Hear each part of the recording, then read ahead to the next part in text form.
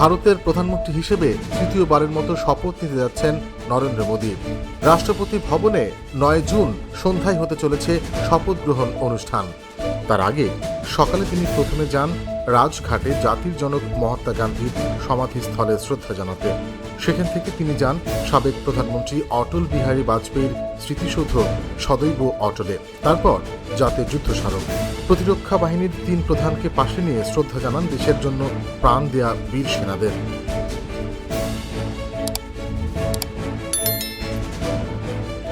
শপথ অনুষ্ঠানে যোগ দিতে ৮ তারিখ দিল্লি এসে পৌঁছেছেন বাংলাদেশের প্রধানমন্ত্রী শেখ হাসিনা। তিনি ছাড়া প্রতিবেশী দেশ ও ভারত মহাসাগরীয় অঞ্চলের আরও ৬ দেশের সরকার ও রাষ্ট্রপ্রধানেরা এই অনুষ্ঠানে আমন্ত্রিত হয়েছেন। সেশেলসের উপরাষ্ট্রপতি আহমেদ আফিফও ৮ তারিখ দিল্লি এসেছেন।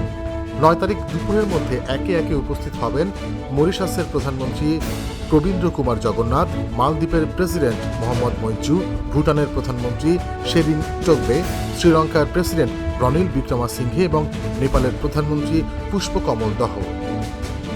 মালদ্বীপে নির্বাচনের পর সে দেশের প্রেসিডেন্ট মোহাম্মদ মইজুর এটাই হবে প্রথম ভারত সফর। দুই দেশের সম্পর্কের ক্ষেত্রেই সফর অত্যন্ত গুরুত্বপূর্ণ। রাষ্ট্রপতি ভবন সূত্রে জানা গেছে, শপথ গ্রহণ অনুষ্ঠানে যোগ দিতে আমন্ত্রণ জানানো হয়েছে দেশ বিদেশের প্রায় ৮,০০০ বিশিষ্টজনকে। শপথ গ্রহণ অনুষ্ঠানকে কেন্দ্র করে নিরাপত্তা ব্যবস্থা জোরদার করা হয়েছে। রাষ্ট্রপতি ভবনের কাছাকাছি বিশাল তল্লাটকে নো ফ্লাই জোনের আওতায় নিয়ে আসা হয়েছে। বিমান তো দূরের কথা, ফানুস বা ড্রোনও ওই এলাকায় চালানো বা উড়ানো যাবে না। নতুন মন্ত্রিসভায় কারা যোগ দিচ্ছেন সেই তালিকা চূড়ান্ত করতে ৯ তারিখ সকালে প্রধানমন্ত্রীর বাসভবনে বিজেপি সংসদ সদস্যদের এক বৈঠকের আয়োজন করা হয়। বিভিন্ন সূত্র অনুযায়ী বিজেপি গুরুত্বপূর্ণ ৪ মন্ত্রণালয়ের একটিও শরিকদের ছাড়ছে না। অর্থ, স্বরাষ্ট্র, পররাষ্ট্র ও প্রতিরক্ষা তারা নিজেদের হাতে রাখবে।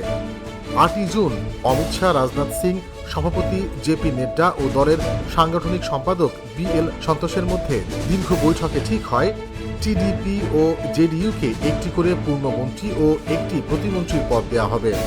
টিডিপিকে লোকসভার ডেপুটি স্পিকারের পদও দেওয়া যেতে পারে। এই দুই বড় শরিক ছাড়া অন্য শরিকদের প্রত্যেককে একজন করে প্রতিমন্ত্রী দেওয়া হবে। বিজেপির শীর্ষ নেতৃত্ব শরিকদের বলেছেন, মন্ত্রণালয় নিয়ে তারা যেন অযৌক্তিক দাবি না করেন। পুরনো মন্ত্রিসভায় গুরুত্বপূর্ণ পদে যারা ছিলেন তাদের অধিকাংশই নতুন মন্ত্রিসভায় স্থান পাচ্ছেন, যেমন রাজনাথ সিং, অমিত শাহ, নীতিন গডকরি, জ্যোতিরাদিত্য সিন্ধিয়া, অনুরাগ ঠাকুর।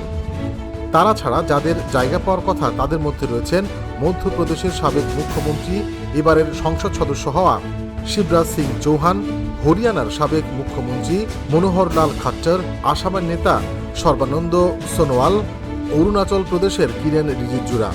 বিদায়ী মন্ত্রিসভায় পশ্চিমবঙ্গ থেকে সদস্য ছিলেন মাতোয়া নেতা শান্তনু ঠাকুর, এবারও তিনি মন্ত্রিত্ব পাচ্ছেন।